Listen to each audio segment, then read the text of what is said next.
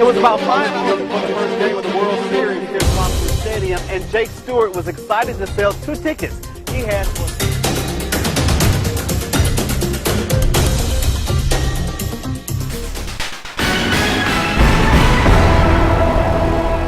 I'm Robert Townsend. Only on 4, I'll tell you about the connection between this motel and one of the suspects now charged with shooting a local police officer. So the whole thing started on Monday when police say the boy told investigators he found the gun while walking home from school. They also say he told officers he forgot the gun was in his backpack when he came to school.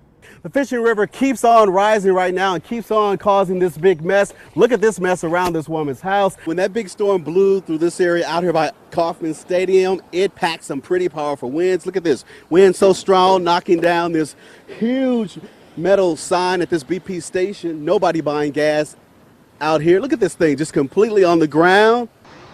And back here live, we've also seen SWAT team members here at this standoff. They just arrived a few minutes ago. Earlier, we heard officers on bullhorns apparently trying to convince this murder suspect to surrender. We will definitely stay out here as long as this goes on. Coming up at 5:30, we will hear from the victim's widow. We just talked to her just a few minutes ago. I'm Robert Townsend, Fox 4 News, working for you live in Kansas City. The weekend getaway trip was supposed to be a time of celebration for the two couples. They were in the Vegas crowd celebrating Carrie Dwyer's birthday and engagement, but their fun suddenly turned into a nightmare they'll never forget.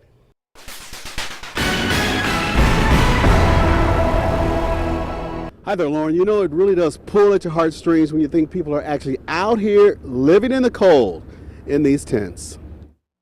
On a dangerous below freezing night, we trek up these 48 makeshift stairs and through these KCK woods with this 57-year-old Army veteran and Kansas City area native. He calls himself White Hawk. Do you wish you didn't have to live like this?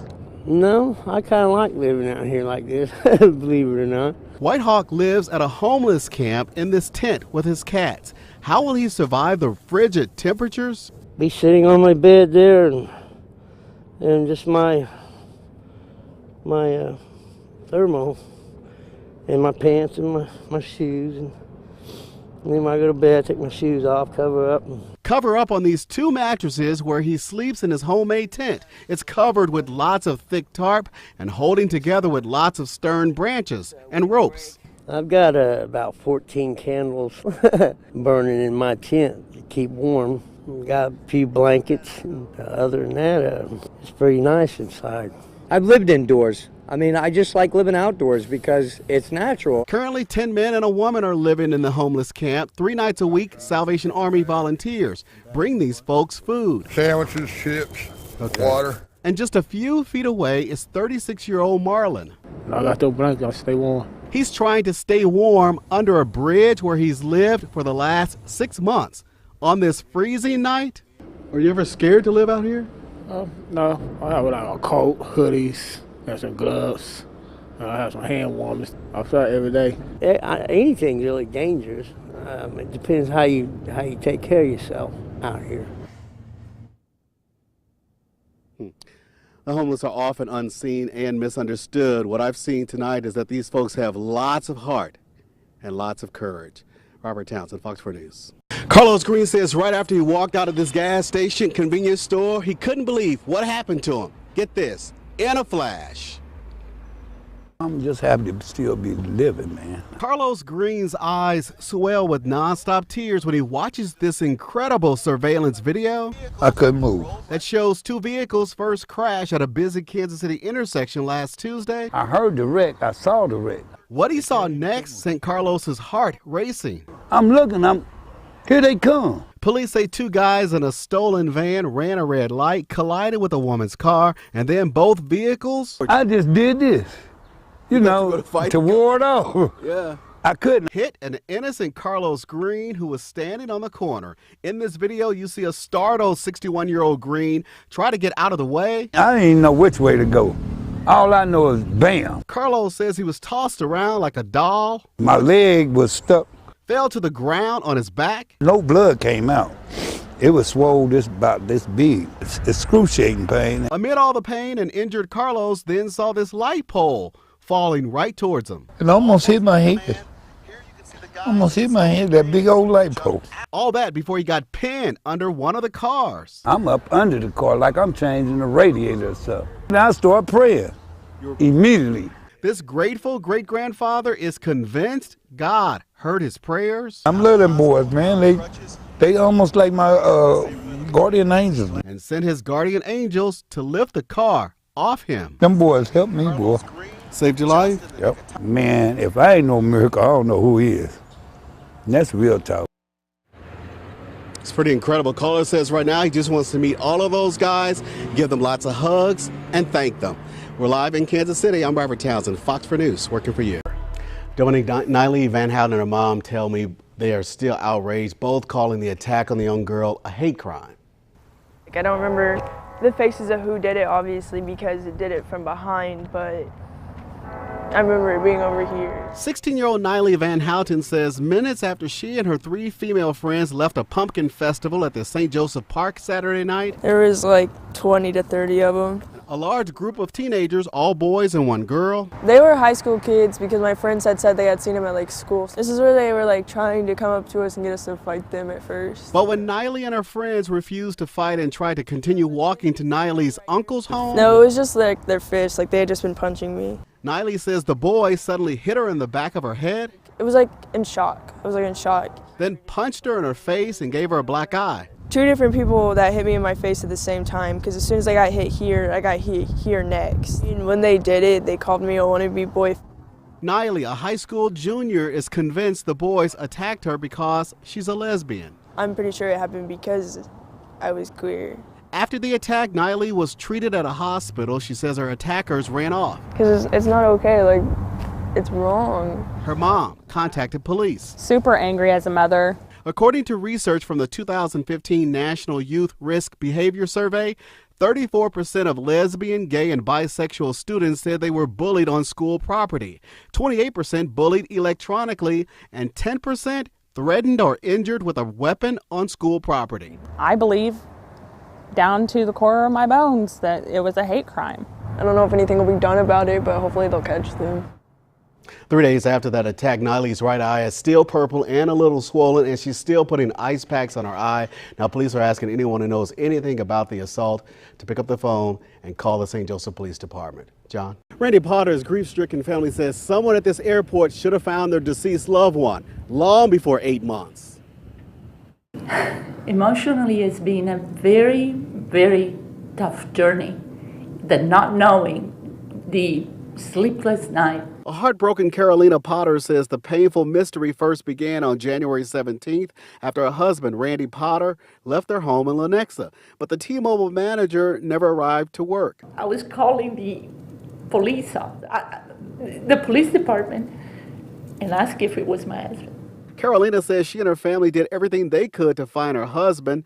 Strangers also fanned out around Lenexa looking for the missing 54-year-old husband, father, and beloved friend. The only thing I've told them is that I don't know if I can find them. I have no idea if I can find them. But I cannot stop looking for him. A worried and weary Carolina says they filed a missing persons report with the Lenexa Police Department. No sign of her husband until 8 months later. Kansas City police say Tuesday night officers at Kansas City International Airport were told about a vehicle in a parking lot that was emitting a bad smell. The officers found Randy Potter's decomposed body in the driver's seat of the vehicle. We're told Potter took his own life. My husband could have been found in the first. I want to be very generous in the first week, okay? The fact that he sat there for that long, it's disgusting. The Potter family is furious because they say the Lenexa Police Department, KCI, and airport officers all dropped the ball. Potter's hurting relatives say it should not have taken 8 months before their loved one's body was found. With their attorney by their side, they spoke out today because they say they don't want another family to experience their unimaginable pain. I don't wish this to nobody. Nobody should go through this. Tonight, Pastor Michael Brooks led Bible study here at his church. Now, before that, I tried to ask him about the serious allegations he's now facing from a mom and her son. I know that's the man. Kenda Collins is pointing to this picture on the website at Zion Grove Baptist Church. It's a picture of the church's senior pastor, Michael Brooks. I'm more hurt because he could have identified himself to me. I don't know why somebody is hiding of who this man is. What is the secret? 2 days ago, Collins told Fox 4 she got a telephone call from the principal at Success Academy at Knott's. Collins says the principal told her 10-year-old son, Gregory Gaddy, had been removed from class for acting out. When Collins arrived at the school, she says her son told her that a man grabbed him by his neck and threw him into a chair in a conference room. Collins took her child to the hospital where photographs were taken of bruising on his neck. Police were notified. He picked me up by my neck and slammed me in the chair. Collins says a reliable source told her that he is Pastor Michael Brooks. 2 years ago, Brooks was cleared of charges relating to choking allegations made by his female council aide. Brooks resigned from the city council in January 2015, citing concern for his family, colleagues, church members, and citizens of Kansas City. Today, when I went to his church to try to talk to him about the child abuse allegations, Brooks would not go on camera. He did say what the boy is accusing him of is not true. He also confirmed that he volunteers as a mentor at Success Academy, and the pastor says he won't comment on the case because the Missouri Department of Social Services is now investigating. I want him to deal with the full consequences there are. I don't want him to have a slap on the hand. In a statement sent to Fox 4, Ray Weichel, a school district spokesman, says, quote, Kansas City Public Schools is aware of an allegation that a student was recently mistreated at Success Academy at Knott's by a non-KCPS employee who was visiting the school. Weichel also goes on and says, quote, student safety and security is always the top priority of KCPS, and appropriate policies and procedures are being followed thoroughly. I can tell you this, Kenda Collins is now seriously considering transferring her little boy to a charter school. Robert Townsend, Fox 4 News.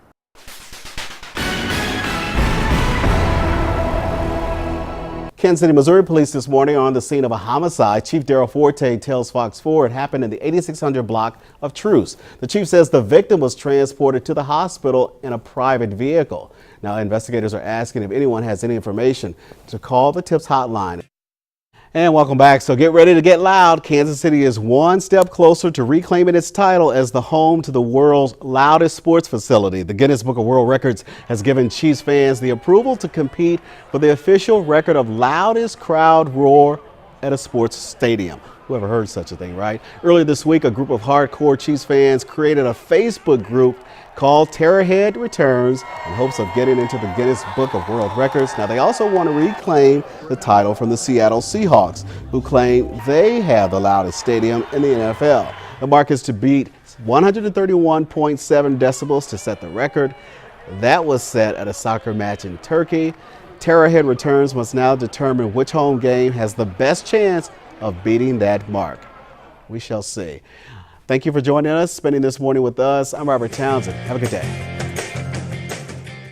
It was about 5 hours before the first game of the World Series here at Townsend'S Stadium, and Jake Stewart was excited to sell 2 tickets he had for